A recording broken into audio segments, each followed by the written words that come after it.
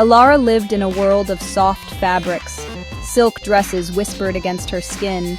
Cashmere blankets offered warmth. Her home was grand, filled with priceless art. She knew this because people told her so. Alara herself could not see these things. She had been blind since she was a little girl.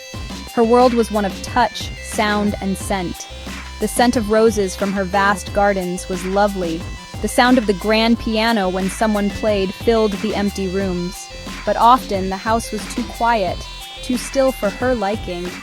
She possessed an immense fortune. It was a legacy from her parents. They had loved her dearly, she knew. They had left her everything a person could want, except they could not leave her sight. And they could not leave her a shield against loneliness. Money bought comfort, yes. It bought assistance and beautiful surroundings. But it could not buy a true friend. It could not buy a heart that saw beyond her wealth. This was the ache she carried, a secret sadness that no amount of luxury could ever truly soothe or take away. Her days were carefully structured. There were people to help her dress, people to read to her, people to manage her affairs and her household. They were all polite, always respectful, but she felt a distance. Was it her blindness, or was it the invisible wall of her riches? She often wondered about this. She longed for simple conversations. She yearned for a connection that was real. She wanted someone to ask about her day, not because they were paid to, but because they genuinely cared about her answer and her feelings. Sometimes she would sit by the window. She could feel the sun on her face. She imagined the colors of the sunset. People described them to her often. Fiery oranges, soft pinks, deep purples. She tried to paint these pictures in her mind. But her inner world, though rich in imagination, felt incomplete. She wanted to share these imagined sunsets with someone who would sit beside her, not for her name or her bank account, but simply for her company. This was her deepest, most heartfelt wish. Alara often tried to meet new people. Her advisors would arrange social gatherings. Sometimes, small dinner parties were held. She would dress in her finest clothes. She would listen carefully to the voices around her. She tried to be open, to be friendly. She wanted so much to find a genuine spark. A flicker of honest interest in her, the person. Not Alara, the heiress, just Alara. It felt like a very difficult thing to ask for, something precious and rare. Many who came were charming. They spoke with smooth words. They complimented her grace, her home. But too often she sensed an undercurrent. Their questions would drift towards her investments, or they would subtly mention their own financial ventures. It was a delicate dance, a dance she was tired of. Her heart would sink a little each time. It felt like they were looking through her, at the gold that surrounded her. She felt like an ornament in her own life, admired for its value rather than its essence. She learned to be cautious. Her trust became a fragile thing. A kind word could be a carefully laid trap. A gentle touch could be a prelude to a request. This made her sad. She did not want to be suspicious of everyone.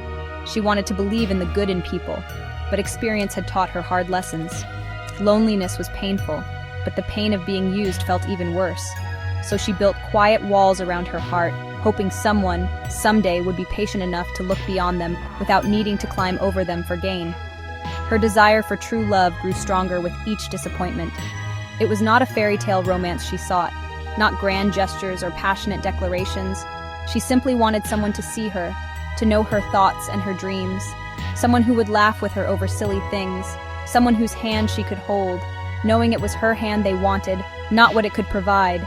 This simple wish felt like an impossible dream sometimes, a dream that lived just beyond her reach, shimmering like a distant star she could not quite touch. One sunny afternoon, Alara asked to visit the local community garden. It was a place she had heard about, a place where ordinary people grew flowers and vegetables. She wore a simple dress. Her usual staff kept a respectful distance. She wanted to feel normal, just for a little while. She ran her fingers over the rough leaves of a tomato plant. She breathed in the earthy scent of the soil. It was a different world from her manicured estate. It felt real and wonderfully uncomplicated. She heard a man humming nearby. It was a cheerful, slightly off-key tune. Then he spoke. "Those are looking good, aren't they?" he said. His voice was warm, friendly. There was no hint of awe or calculation in it. He didn't know who she was. He just saw a woman enjoying the plants. Alara smiled, a genuine smile that reached her eyes, though they could not see him. "Yes," she replied.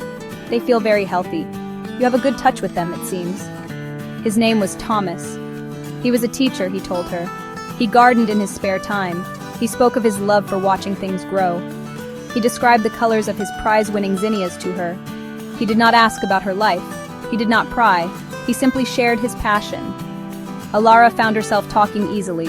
She spoke of her love for the scent of roses. She described how she imagined a perfect garden. He listened. He truly listened, with interest and kindness. For the first time in a long time, Alara felt light. She felt like just a person, not an heiress, not a name in a newspaper, just Alara, talking to Thomas in a sun-warmed garden. There was no pretense. There was no agenda. It was a simple human connection. As she left that day, a tiny seed of hope began to sprout in her heart. Maybe, just maybe, her world was not destined to be only shadows and silence. Perhaps there were still genuine souls to be found. Alara and Thomas began to meet regularly, sometimes in the garden, sometimes for a walk in the park. He would describe the world to her, the way a dog chased a ball with pure joy, the funny hats people wore, the changing colors of the leaves. He never spoke of her wealth. He seemed completely uninterested in it. He was interested in her thoughts, her laugh. He loved her quiet wit. He admired her strength and the way she navigated her world with such grace. He learned about her blindness, of course. It didn't change anything for him. He saw her, the real her. He saw her kind heart. He saw her yearning for connection. He saw her intelligence and her gentle spirit. He didn't see a fortune to be gained. He saw a woman he was growing to care for deeply. He would bring her small, thoughtful gifts. A perfectly ripe strawberry from his garden. A smooth stone he found by the river. Things that cost nothing, but meant everything to her. One day, Thomas confessed his feelings. He told Alara he loved her. He loved her for her courage.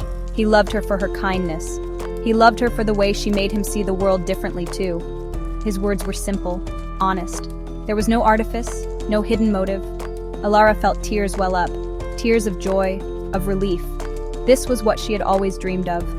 Someone who loved her, Alara, with no strings attached, no expectations of gain.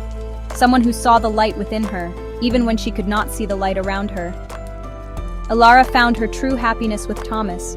Her magnificent house no longer felt empty. It was filled with his laughter and the warmth of his presence. Her wealth was still there, but it was no longer a barrier.